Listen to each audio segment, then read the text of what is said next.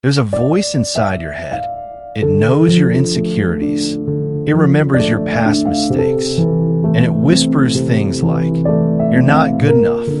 You always mess this up. Why even try?" This voice doesn't live in the world outside. It lives within. And unless you learn to deal with it, no amount of praise, progress, or success will ever feel like enough. That voice, it's your inner critic. Scene 2, understanding the inner critic. We all have it. It's a mental echo of old failures, criticisms, or fears. And at first, it seems like it's helping, trying to protect us from rejection, failure, or embarrassment. But what starts as caution quickly becomes sabotage, because that voice rarely says, "Be careful." It usually says, "Don't bother." Scene 3, the Stoic view. Thought is not equal to truth. The Stoics had a different relationship with thought. They didn't treat every idea in their mind as reality. Epictetus said, "It's not what happens to you, but how you react to it that matters." And sometimes, it's not the world hurting you. It's your interpretation of the world. Your inner critic isn't a prophet. It's a pattern that can be rewritten. Scene 4, naming the voice. Try this. Next time that harsh inner voice appears, give it a name. Not your name, its own. Call it the judge, or the doubter, or old fear. Why? Because when you name it, you separate from it. You realize that you and your thoughts are not the same thing. You are the sky. Thoughts are just passing clouds. Scene 5, the power of the observer. Imagine sitting by a river. Thoughts are leaves floating on the water. You don't have to grab each one. You could just watch them pass. This is what the Stoics practiced. Detached awareness. Marcus Aurelius wrote, "You have power over your mind, not outside events. Realize this, and you will find strength." Notice the thought. Name it. Let it go.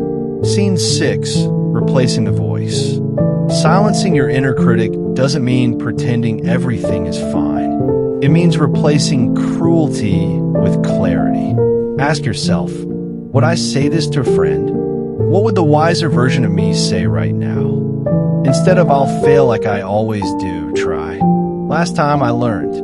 This time I'll grow." This isn't toxic positivity. It's intentional mental framing. Scene 7, mental toughness through repetition. Rewiring your mind takes time.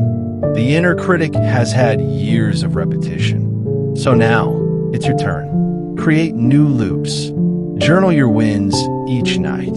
Speak to yourself with firm kindness, not blind approval. When fear speaks, respond with facts. "This is hard, but I've done hard things before." That's mental toughness. Not bravado, but calm, steady inner leadership. Scene 8, the inner ally. Inside you isn't just a critic. There's also an inner ally, a wiser voice that's been quiet, drowned out by noise. It sounds like, "This is uncomfortable, but I can handle it. I'm allowed to learn, not just perform. My worth isn't tied to my productivity."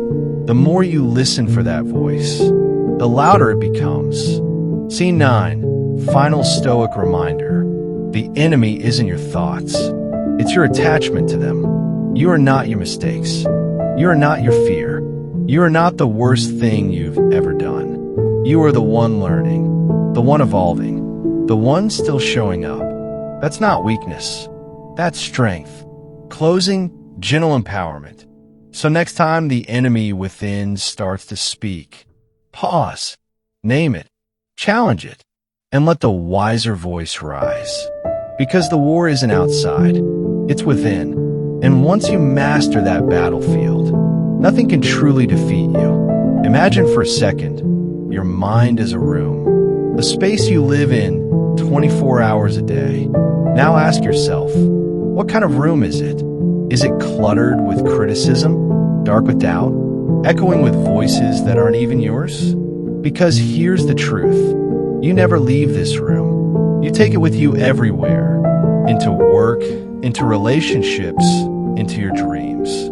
So if the room feels like a prison, it's time to renovate. You don't need to knock down all the walls. You just need to open a window, lend a new thought. I don't need to earn my worth. I already have it. Let in another. I can be kind to myself and still grow stronger. With each breath of clarity, the room shifts. It softens. It expands. You can repaint the inner space with gentleness. Replace old stories with truthful ones. And bring in silence, not emptiness, but peace. Because when the room within becomes a sanctuary, the world outside no longer feels so overwhelming. So tend to your inner room, not because it's broken, but because it's yours.